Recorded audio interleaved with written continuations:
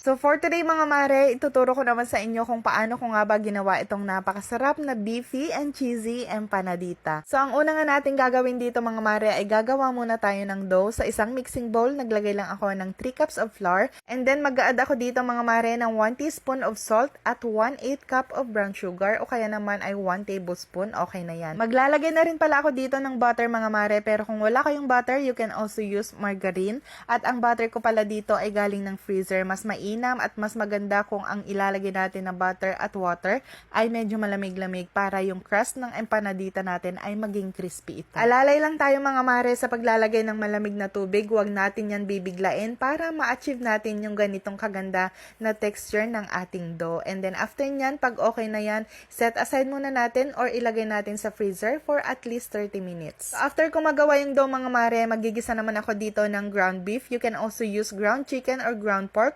Depende kung ano ang mas gusto nyo. Anyway, titimplahan ko na pala itong ground beef mga mare. Maglalagay lang ako dito ng 1 teaspoon of salt and of course ang ground black pepper. At maglalagay din tayo dito ng paprika. Spanish paprika po ito. Kung wala kayo niyan ay okay lang. Optional lang naman yan. So after ko magisa yung ground beef mga mare ay maglalagay na nga ako dito ng white onions. Mas okay kung white onions ang gamitin natin dahil ito nga ay manimis-namis. Kaya naman mas lalong mas sasarap ang ating feeling.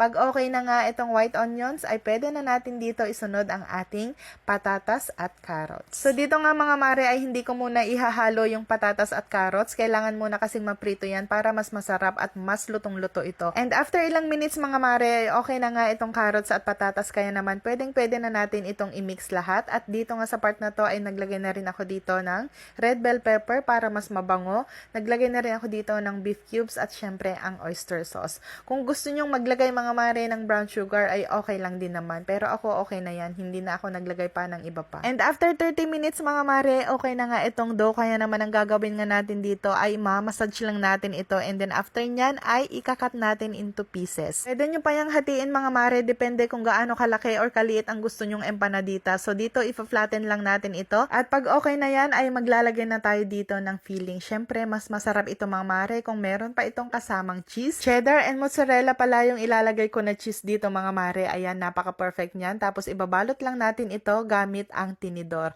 Naku, tuwang-tuwa ako dito dahil nagawa ko nga ito ng tama. Hindi man perfect pero para sa akin ay okay na ito. And then all in all, nakagawa ako ng 10 pieces mga mare. Pero itong 6 pieces yung pinakagusto ko. Anyway mga mare, pwede na nga natin itong iprito. Kaya naman ayan, isa-isa na natin tong ilalagay dito sa mainit na mantika. Naku, napaka-perfect talaga ng empanadita na to mga mare.